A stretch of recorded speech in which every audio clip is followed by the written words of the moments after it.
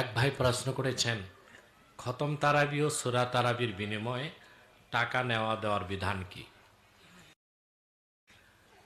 টাকা না দিয়া যদি স্বর্ণ মুদ্রা দেন হাবের সাবরে, কথা বলেন, ডলার দিয়ে দিবেন, লন্ডনেতে পাউন্ড পাউন্ড। প্রশ্নটা টাকা দেওয়া নেওয়া হয় না।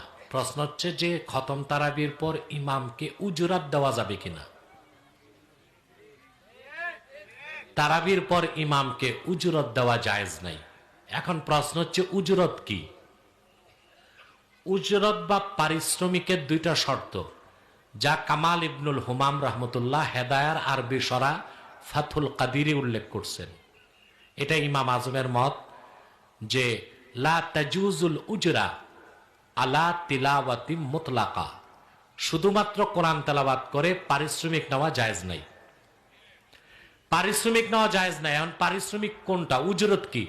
দুইটা শর্ত, যদি সময় নির্ধারণ করা হয় আর টাকা নির্ধারণ করা হয়, ওইটা উজরত, ওইটা না জায়েজ, ওইটা হারাম।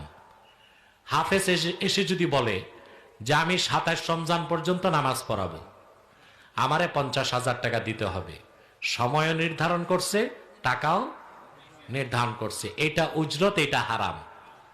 হাফেজ এসে নিজেরও তো তারাবি পড়া দরকার, পড়ছে, পড়াইছে, সময় নির্ধারণ করে নাই, টাকা নির্ধারণ করে নাই। 27 রমজান খুশি হইয়া মুসল্লিরা যদি 50 লাখ টাকাও দিয়ে দেয়, ওটা জায়েজ, ওটা হাদিয়া, ওটা উজরত। আমাদের দেশের অনেক মৌলবী সাহেব এটা না বুঝেই ফতুয়া মারে, হারাম, নিজে আবার হারাম খাইতেছে, কিন্তু ফতুয়া দেয় হারাম। তো বেটা, তুমি যে হারাম ফতুয়া দিয়ে বসে আছো, তো তারাবি পড়বে কেমনে মুসল্লিরা? খতম তারাবি, কথা বলেন। উজরাত হারাম, কিন্তু হাদিয়া হারাম।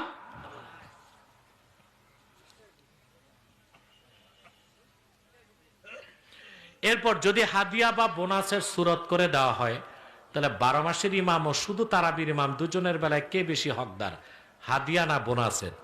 ইমামের বোনাস ইমাম পাবে। খতম তারাবির যে টাকা দিছে, ইমাম যদি খতম তারাবিতে অংশগ্রহণ না করে, ওই টাকার হকদার শুধু হাফেজরা। আর ইমামকে খুশি করতে হয়, বেতন বোনাস দিয়া তারে খুশি করে দিবেন।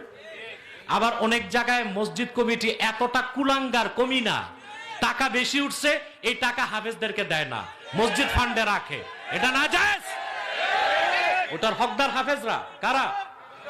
হাফেজরা। আপনি 1 টাকা মসজিদ ফান্ডে রাখতে পারবেন না।